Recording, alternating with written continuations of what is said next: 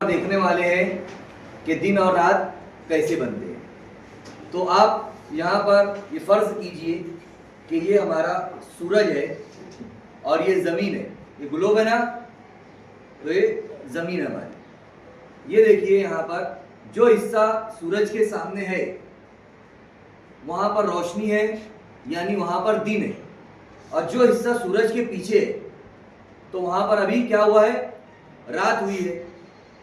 अब जमीन जो है जब गर्दिश करती है, ये देखिए जब जमीन गर्दिश करती है तो जो हिस्सा सूरज के सामने आएगा वहां पर क्या रहेगा, दिन रहेगा, और जो हिस्सा पीछे रहेगा वहां पर रात रहेगी।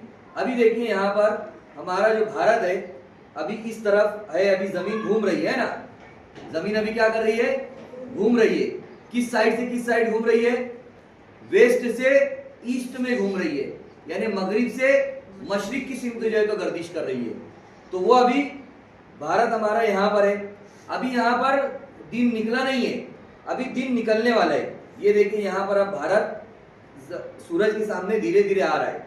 तो अभी यहाँ पर जब वो सूरज के सामने आ रहा है, यहाँ है अभी, तो यहाँ पर अभी कितना बज रहा है, सुबह का 6 बज रहा होगा, 5 बज रहा होगा या 7 बज रहा होगा, है ना, मौसम के हिसाब से। तो यहाँ पर अभी दिन निकल रहा है। अब धीरे धीरे देखिए, जहां मेरी उंगली है यहाँ पर सूरज भारत का नक्शा है हमारा, तो अब यहाँ पर सुबह हो चुकी है, 10 बज रहा होगा, 11, 12, ये देखिए 12-1 बजे जो है यहाँ पर लगभग बिल्कुल वो सूरज के सामने आ गया। ये हमारे भारत का नक्शा है, देखिए।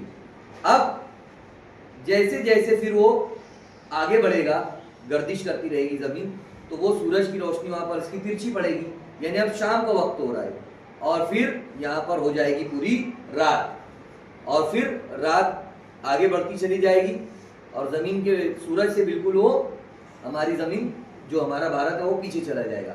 तो इस तरीके से यहाँ पर अब रात हो जाएगी भारत के अंदर, और फिर दिन जो है तो दूसरे मुल्कों में दिन की शुरुआत होगी। इस तरीके से जो मुल्क सामने आएगा वहां पर दिन की शुरुआत होगी, और जो मुल्क पीछे चले जाएगा गर्दिश करते वहां पर रात हो जाएगी। ओके।